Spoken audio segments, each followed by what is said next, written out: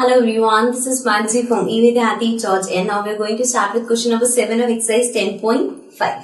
So the question says if diagonals of a cyclic quadrilateral क्या होता है? एक ऐसा quadrilateral जिसकी चारों वर्टेक्स सर्कल को टच कर रही है, मतलब सर्कल की सर्कमफेरेंस को टच करती हुई जा रही है, are diameters of the circle through the vertices of the quadrilateral. पहले इसको समझते हैं क्या कह रही है. एक क्वाड्रिलेटरल है और ये साइक्लिक क्वाड्रिलेटरल है, मतलब ये जो क्वाड्रिलेटरल है ये एक सर्कल के बीच में बना हुआ है इस तरह से. अब इसके जो क्वाड्रिलेटरल के जो डायगोनल्स हैं वो सर्कल के डायामीटर है, मतलब सर्कल के सेंटर से पास करे. तो ये एक सर्कल है जिसके अंदर एक ये क्वाड्रिलेटरल है, साइक्लिक क्वाड्रिलेटरल. अब इस साइक्लिक क्वाड्रिलेटरल के जो डायगोनल्स हैं वो सेंटर से पास हो रहे हैं. सेंटर से पास क्यों हो रहे हैं? बिकॉज वो सर्कल के डायामीटर है. सर्कल के डायामीटर मतलब सेंटर से पास होना. सो ये जो है ये इस जो क्वाड्रिलेटरल है इसका डायगोनल भी हो गया और सर्कल का डायामीटर भी हो गया. Okay, so we have to prove that it is a rectangle. तो आपको क्या प्रूव करना है कि ये जो शेप बन रही है, let's call it A B C D, ये ए बी सी डी जो क्वाड्रिलेटरल है ये एक रेक्टेंगल है.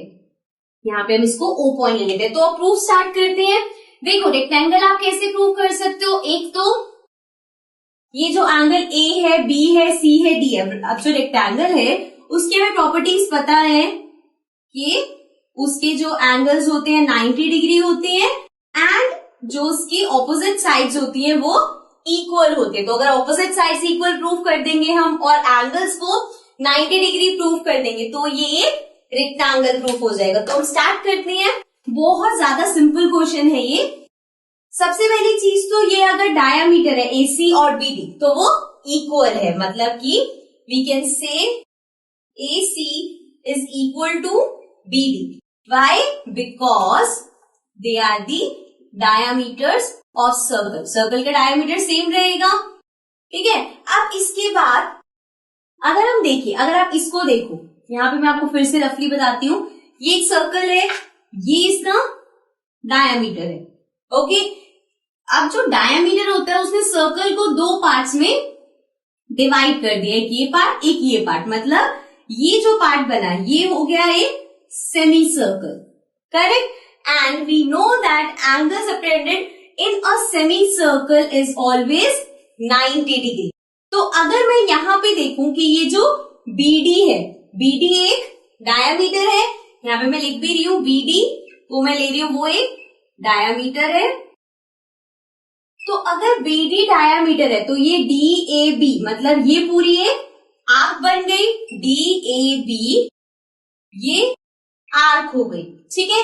नाउ एंगल सबटेंडेड इन दी आर्क, सेमी सर्कल के अंदर आर्क पे जो एंगल बनता है वो 90 डिग्री होता है. तो देयरफॉर ये जो एंगल यहां बन रहा है, एंगल A इक्वल टू हो गया 90 डिग्री. यहां पे आपको लिखना पड़ेगा angle in a semi circle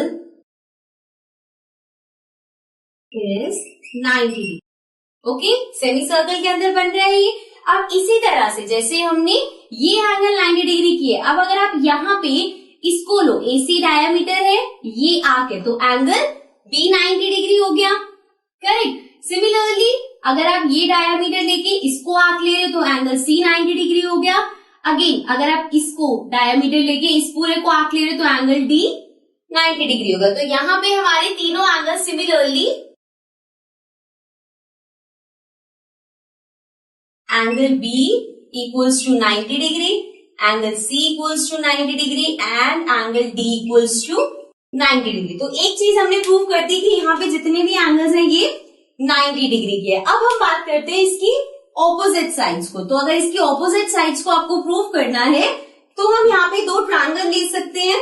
let's suppose ये वाला ट्रायंगल और ये वाला ट्रायंगल हम ले रहे हैं, मतलब in triangle ABD means this triangle and triangle ABC means ये triangle.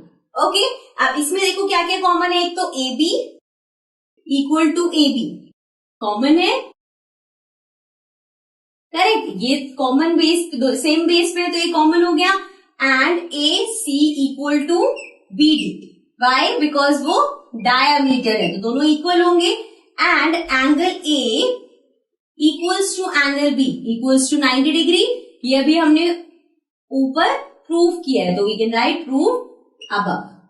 ओके, सो यहाँ पे तीन चीजें हमारे पास आ गई. सो we can say triangle ABD is congruent to triangle ABC. और अगर ये कॉन्ग्रुएंट है, पहले तो हमें लिखना पड़ेगा बाय SAS.